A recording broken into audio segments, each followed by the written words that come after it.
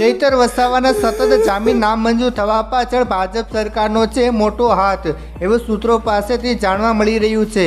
જો હમણાં ચૈતર વસાવાને છોડે તો થઈ શકે છે ભાજપને મોટું નુકસાન। મિત્રો, ગુજરાતમાં અત્યારે ચૈતર વસાવાનો મુદ્દો ખૂબ જ ચર્ચાનો વિષય રહ્યો છે। ડેડિયાપાડા બેઠક દરમિયાન જે બબાલ થઈ હતી અને તેમાં ચૈતર વસાવાની ધરપકડ કરવામાં આવી છે। 5 જુલાઈથી ચૈતર વસાવા જેલમાં બંધ છે, જે બાદ સતત તેમના પરિવાર સહિત સમર્થકો તેમને છોડાવવા મેદાન આવ્યા છે, પરંતુ હાઈકોર્ટ દ્વારા સતત તેમના જામીન નામંજૂર કરવામાં આવી રહ્યા છે। પહેલા 5 ઓગસ્ટે સુનાવણી હતી। તેમની અરજીનો વિરોધ કરતા સરકારે કોર્ટને જણાવ્યું હતું કે જો તેમને જામીન આપવામાં આવે તો સમાજમાં ખોટો સંદેશ જશે, તેથી તેમનો જેલવાસ હજુ 15 દિવસ સુધી લંબાયો છે। ચૈતર વસાવાના સતત જામીન નામંજૂર કેમ થઈ રહ્યા છે?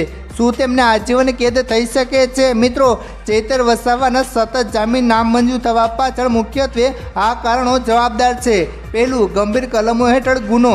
મિત્રો, તેમના પર લગાવવામાં આવેલી કલમો ગંભીર પ્રકારની છે, જેમાં પોલીસનો વિરોધ, ફરજમાં રૂકાવટ અને સરકારી કર્મચારી પર હુમલો કરવાનો સમાવેશ થાય છે। સરકારી પક્ષ દ્વારા કોર્ટમાં એવી રજૂઆત કરવામાં આવી છે કે આ ગુનાઓ સમાજમાં ગંભીર અસર ઊભી કરી શકે છે, જેથી જામીન આપવા જોઈએ નહીં।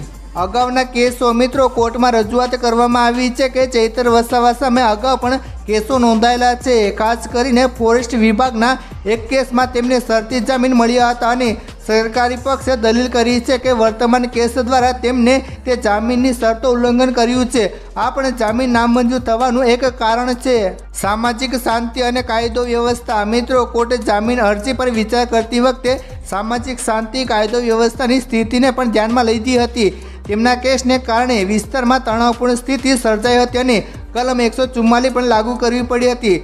સરકારી પક્ષે એવી દલીલ કરી છે કે જો તેમને જામીન આપવામાં આવે તો કાયદો વ્યવસ્થા જોખમાઈ શકે છે। શું તેમને આજીવન કેદ થઈ શકે છે? મિત્રો, ચૈતર વસાવા પર લાગેલા આરોપો અને કલમો આજીવન કેદની સજા માટે પૂરતા નથી।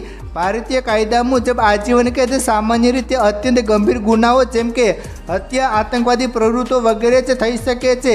તેમના પર લાગેલા આરોપોમાં આ પ્રકારના ગુનાઓનો સમાવેશ થતો નથી, તેથી તેમને આજીવન કેદ થવાની શક્યતા નથી। પરંતુ જો તેમના પરના ગુનાઓ સાબિત થાય તો તેમને ગુનાઓ માટે નક્કી થયેલી કાયદેકીય સજા થઈ શકે છે। હાલમાં કેસ કોર્ટમાં ચાલી રહ્યો હોવાથી સજા અંગે કોઈ આગાહી કરી શકાય નહીં।